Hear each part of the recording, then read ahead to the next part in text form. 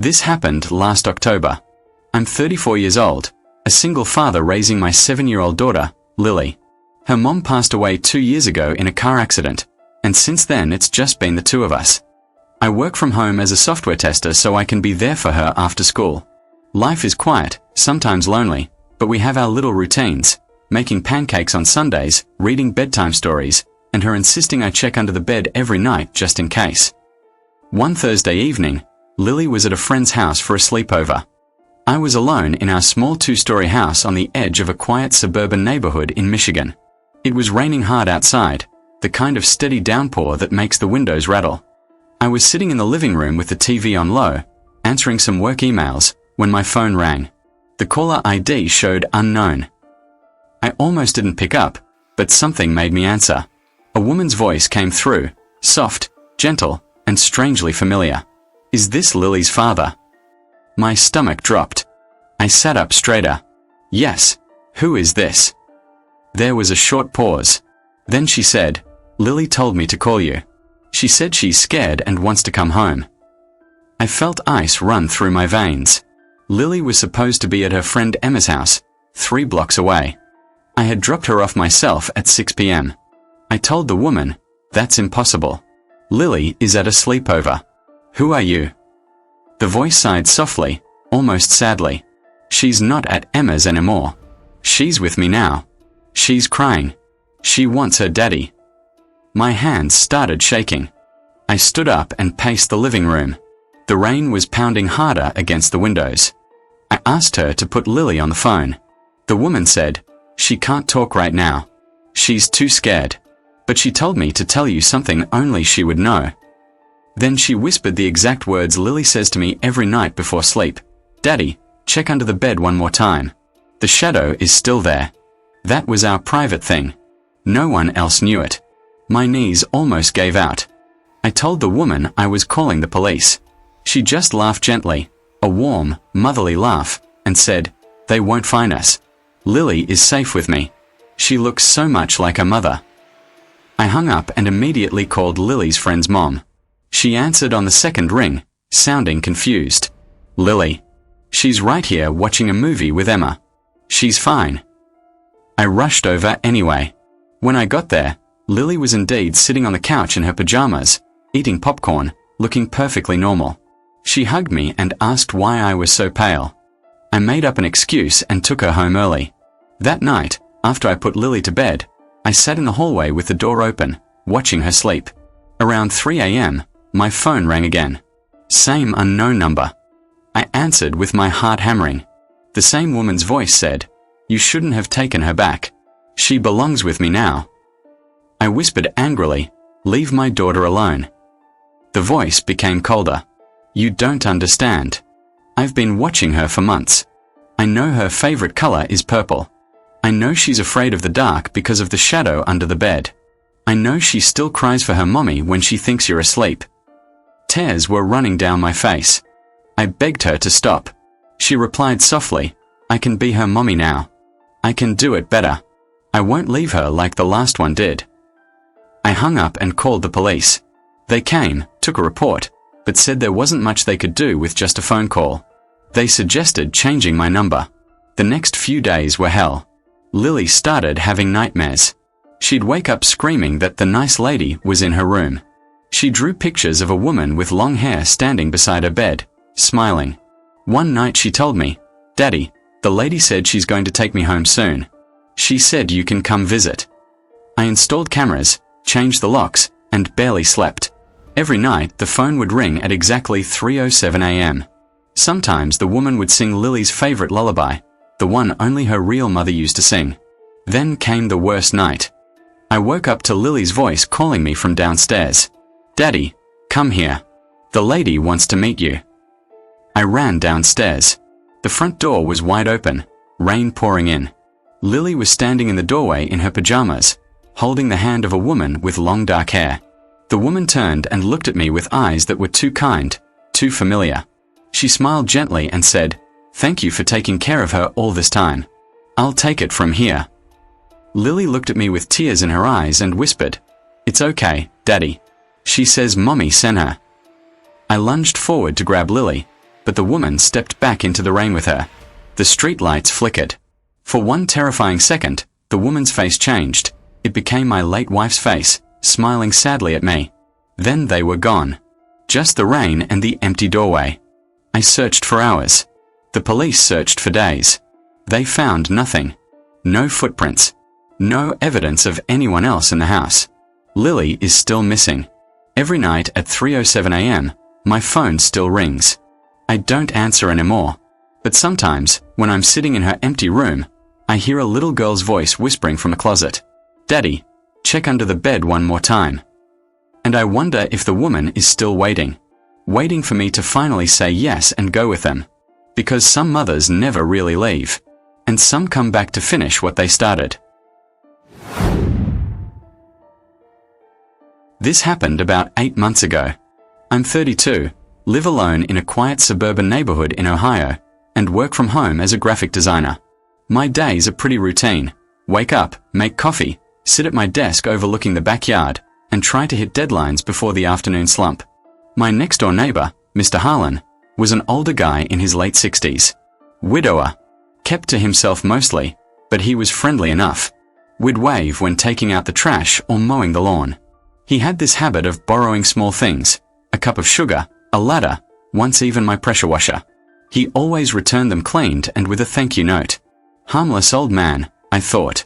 One Tuesday morning, I was working on a project when I heard a knock at my back door. It was Mr. Harlan. He looked a bit embarrassed and asked if he could borrow my Wi-Fi password because his internet was down. I gave it to him without thinking much of it. Later that afternoon, I noticed my computer was acting strange, tabs opening on their own, files I didn't remember saving. I shrugged it off as a glitch. The next day, I saw Mr. Harlan in his yard wearing the exact same grey hoodie I had on. Same color, same small tear on the sleeve I got from catching it on a nail last week.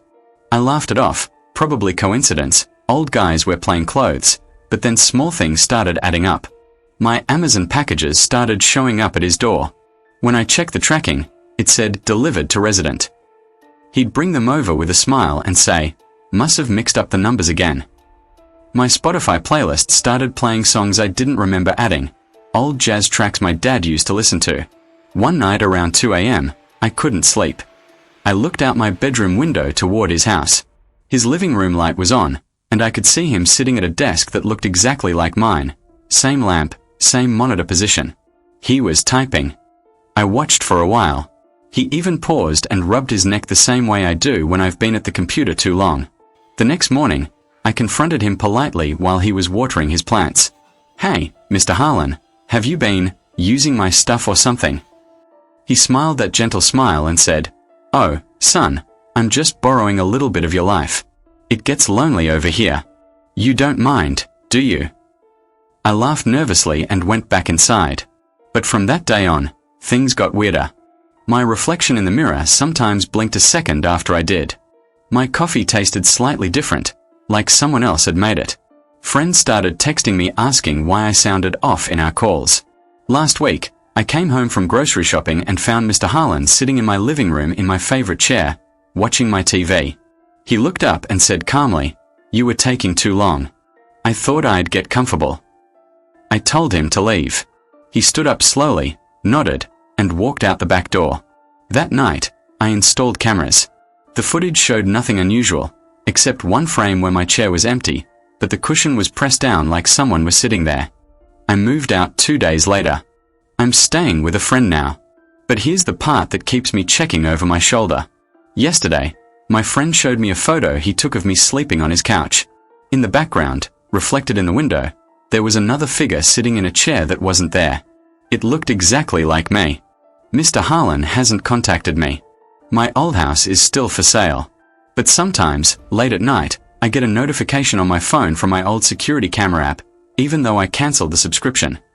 The footage always shows the living room empty, except the chair is occupied. And the person sitting there is waving at the camera, smiling, like he finally feels at home. This happened last spring. I'm 35 years old, a construction worker, raising my 9-year-old daughter Mia alone after my wife left us 3 years ago. Life isn't easy. I work long hours, come home tired, and try my best to be there for Mia. She's a quiet kid, loves drawing and playing in the backyard of our small rented house on the edge of town. One Saturday afternoon, Mia was playing outside while I was fixing the fence. She came running back crying, saying she lost her favorite red shoe near the old creek behind our property. I told her not to worry, we'd find it together. We searched for almost an hour, but the shoe was gone. She was heartbroken. That red shoe was the last gift her mother gave her before she left. That night, after I put Mia to bed, there was a soft knock on the front door. It was almost 11 p.m. I opened it and found an older man standing there, maybe late 60s, wearing a worn brown jacket, holding something in his hand. It was MIA's red shoe, perfectly clean, like it had just been washed. He smiled gently and said, "I think this belongs to your little girl. I found it by the creek this evening." I thank him, a bit surprised. He introduced himself as Mr. Reynolds. He said he lived a few houses down the road in the old grey house that always looked empty. I had never noticed anyone living there before. He handed me the shoe, wished me good night, and walked away into the darkness. Mia was overjoyed the next morning. She hugged the shoe like it was her best friend. For a few days, things felt normal again. Then the strange little things started.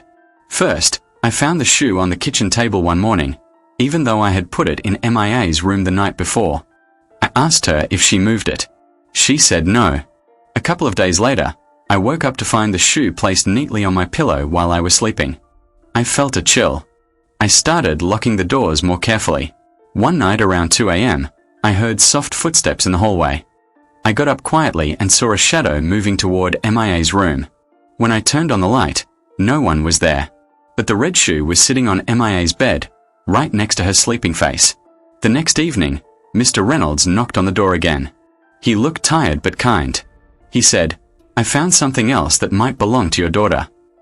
He handed me a small drawing, one of MIA's drawings that she had lost months ago.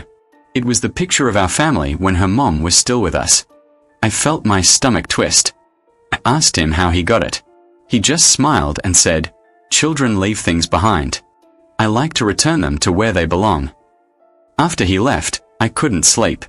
I started checking on Mia more often. She began waking up at night saying, "Daddy, the nice man was in my room again. He said Mommy misses us." I installed a cheap camera in the hallway. The next morning, the footage showed Mr. Reynolds standing outside MIA's door at 3:17 a.m., just standing there, holding the red shoe. He didn't try to open the door.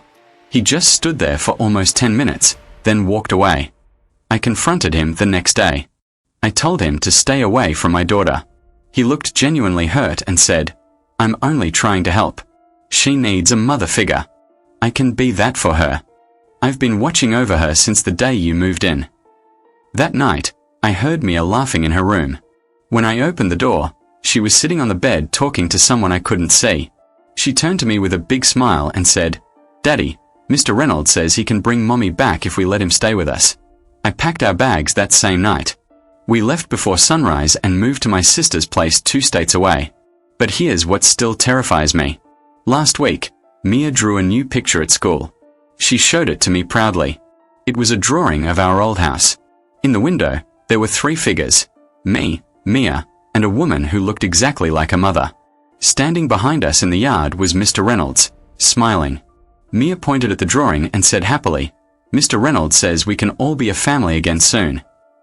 I haven't slept properly since. Because yesterday, when I was putting Mia to bed, she whispered something that made my blood run cold. "Daddy, Mr. Reynolds is already here. He came with us." I looked around the room. Nothing.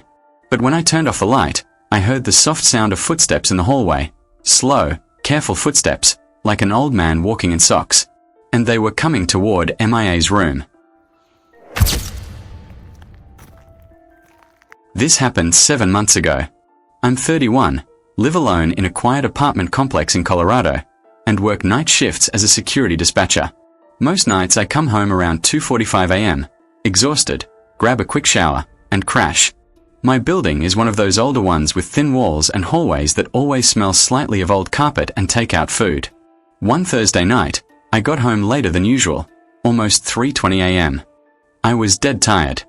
I kicked off my shoes, locked the door, and headed straight for the bathroom. That's when I noticed the lights in my apartment were already on. I clearly remembered turning them off before leaving for work. I froze in the hallway. The TV was on too, muted, showing some late-night infomercial. I live alone. No pets. No roommate. My heart started hammering. I grabbed the baseball but I keep behind the door and slowly walk through the apartment. Everything looked normal at first. Kitchen clean. Bedroom door closed like I left it. But when I opened the bedroom door, I saw it. There was someone sitting on the edge of my bed, wearing my exact clothes, the same grey hoodie and black sweatpants I had on right now.